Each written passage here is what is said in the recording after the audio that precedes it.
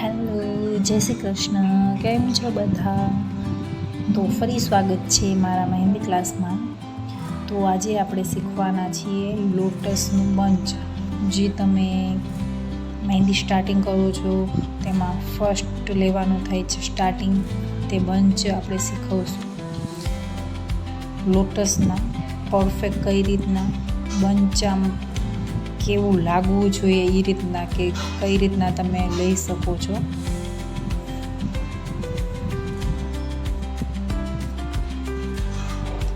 Lotus લ્યો તમે, કડી લ્યો, પાંદ લ્યો, ગમે તે વસ્તુ લ્યો, પણ એનું સેટિંગ એવી રીતના કરીને લ્યો કે બંચ પ્રોપર ડિઝાઇન સરસ રીતના બેઠેલી દેખાવી જોઈએ.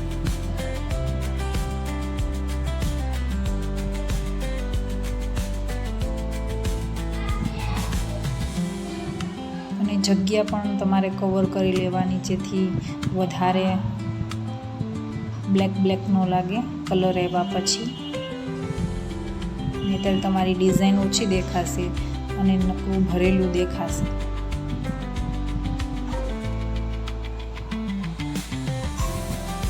અને જ્યારે તમે ફિલઅપ કરો ત્યારે પણ તમારે ધ્યાન રાખવાનું છે કે પૂરેપૂરી ડિઝાઇન કવર થવી જોઈએ, વચ્ચે ડોટ ના રહેવો જોઈએ અને પ્લસ કે ડિઝાઇન પૂરી દેખાવી જોઈએ.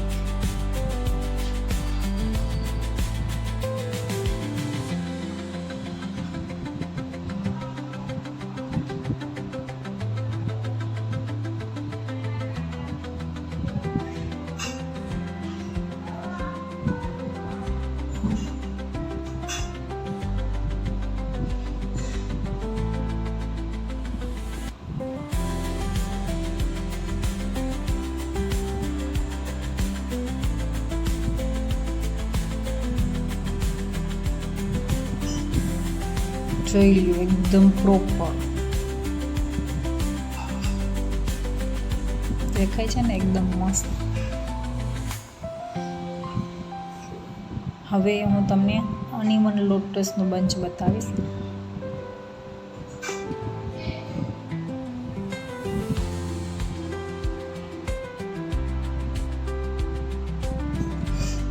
આમાં આવશે ત્રાંસા ઊંધા લોટસ.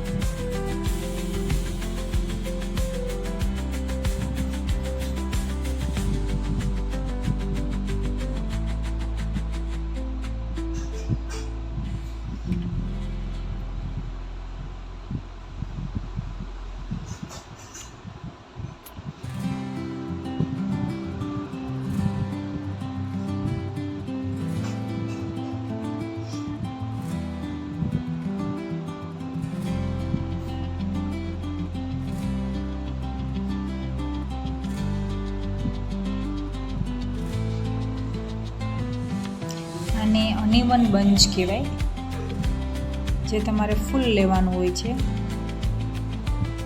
અને જે પહેલું આપણે બનાવ્યું તે બંચ જ કહેવાય, જે પ્રોપર વચ્ચે જ આવે. અને તમે ફૂલ બેલ્ટ સાથે કનેક્ટ કરી શકો છો. અને આ બધા બંચ સ્ટાર્ટિંગમાં જે આપણે રનિંગની મહેંદી યુઝ કરીએ છીએ, રનિંગમાં આપણે જે લોકો મહેંદીની ડિઝાઇન કરીએ છીએ તેમાં બધા યુઝ થાય. અને અત્યારે હું તમને એવા બધા જ જે તમને સિમ્પલ રનિંગ 350 વાળી મહેંદી ડ્રો કરો છો એમાં જ યુઝ થાય એ વાળા જ બધા બતાવીશ. કારણ કે આપણે બેઝિક જ શીખવાનું છે અત્યારે, પછી આપણે પ્રોપર આગળ બીજી વસ્તુ લેશું. તો અત્યારે તમારી જે કામની વસ્તુ છે ત્યાં જ છે, કારણ કે અત્યારે આપણે બધા લોકોને સાઇડસ મહેંદીના જ વધારે ઓર્ડર હોય છે સ્ટાર્ટિંગમાં, જ્યારે આપણે મહેંદી શીખતા હોઈએ છીએ ત્યારે.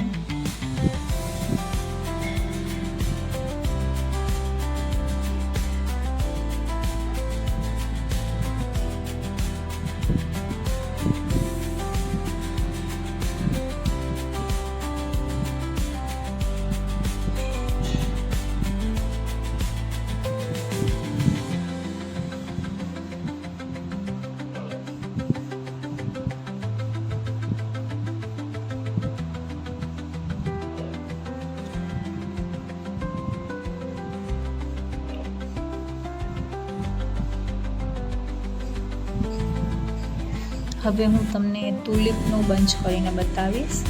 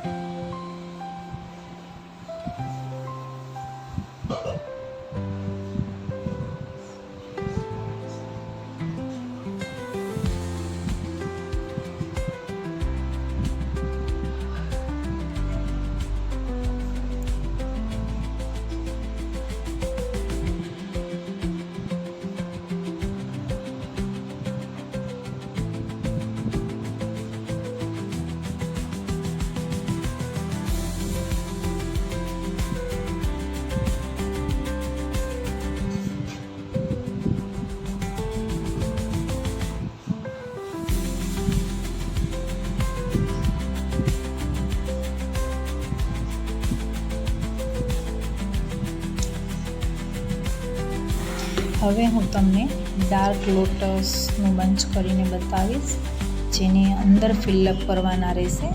તમને હું પૂરું જ બતાવીશ.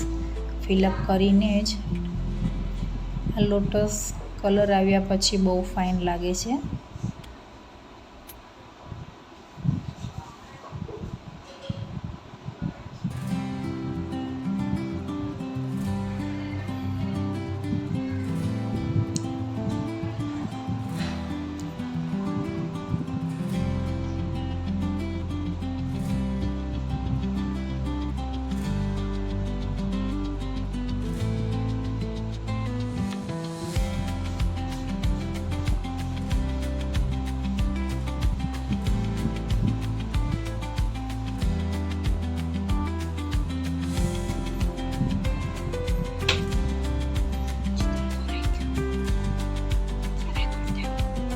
થાય તો દો તો ટ્રાય માર ચિત્ર તારું. આ બધી વસ્તુ મેં ડ્રો કરી છે ને, એનું મેં સુકાઈ ગયા પછી પીક લીધેલો છે. જો મેં બતાવ્યો સ્કીન પર કેટલો ફાઇન લાગે છે. એટલે ફોટો હંમેશા સુકાઈ ગયા પછી જ પાડો, એટલે એકદમ મસ્ત ક્લીન ફોટો આવશે. અને ચલો આજના માટે આટલું જ. તો પ્લીઝ બધા મને સાથ આપજો, સહકાર આપજો, લાઈક કરજો, શેર કરજો. તો હું આવી જ રીતના રોજ નવા વિડીયો મસ્ત બનાવું અને તમને કંઈક ને કંઈક રોજ નવું શીખવાડું. તો પ્લીઝ બધા શેર ચોક્કસ કરજો. અને જય શ્રી કૃષ્ણ. બાય. આવજો.